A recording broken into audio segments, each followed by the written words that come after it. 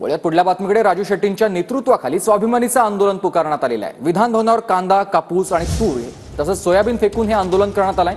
स्वाभिमानीच्या कार्यकर्त्यांना आता पोलिसांनी त्यानंतर ताब्यात घेतलेलं आहे। हे दृश्य आपण बघतोय। सध्या अर्थसंकल्पीय अधिवेशन सुरू आहे आणि त्याच दरम्यान स्वाभिमानीकडून विधान भवन परिसरामध्ये आंदोलन करण्यात आलं आणि या सगळ्या आंदोलकांना आता पोलिसांनी ताब्यात घेतलेलं आहे।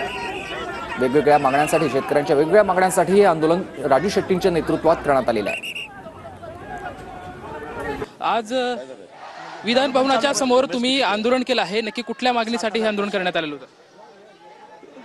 या सरकारनं विधानसभेच्या निवडणुकीच्या काळामध्ये या महाराष्ट्रातल्या शेतकऱ्यांना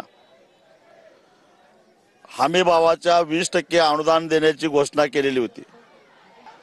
शेतकरी 3,500 रुपये क्विंटलनं सोयाबीन विकायला लागलेला आहे। शेतकऱ्याकडून खरेदी केलेला सोयाबीन पुन्हा नापेडनं मार्केटमध्ये आणलेला आहे। हमी भावावर 20% राहिलं बाजूलाच, पण हमी भावापेक्षा 1,000 रुपये किमतीनं सोयाबीन विकण्याची वेळ शेतकऱ्यावर आलेली आहे।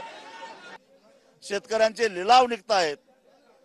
पोराबाळांना त्यांच्या शैक्षणिक साहित्य द्यायला पैसे नाही म्हणून बाप आणि पोरगा एकाच फास लावून आत्महत्या करतायत आणि म्हणून याचा निषेध म्हणून विधान भवनाच्या दारामध्ये आम्ही कापूस, कांदा आणि सोयाबीन फेकलेला आहे। खरं तर अजितदादा पवार मागच्या सरकारमध्येही अर्थमंत्री होते। याचा अर्थ त्यांना राज्याची आर्थिक स्थिती कशी आहे हे माहिती होतं।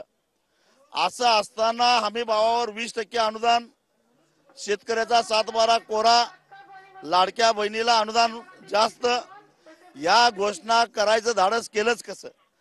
याचाच अर्थ यांचा हेतू स्वच्छ नव्हता। शेतकऱ्यांची, खेड्यापाड्यातल्या गोरगरिबांची फसवणूक करून यांनी मतं घेतलेली आहेत आणि त्याची सजा त्यांना दिल्याशिवाय आम्ही गप्प बसणार नाही। शेतकऱ्याची फसवणूक करून यांनी मतं घेतलेली आहेत, त्यांना आम्ही आमच्या भाषेमध्ये उत्तर देऊ अशी प्रतिक्रिया या ठिकाणी स्वाभिमानी शेतकरी संघटनेचे अध्यक्ष राजू शेट्टी यांच्याकडून आपल्याला पाहायला मिळत आहे। कॅमेरामॅन अमित सोबत लक्ष्मण जाधव, जीवनान मराठी, मुंबई।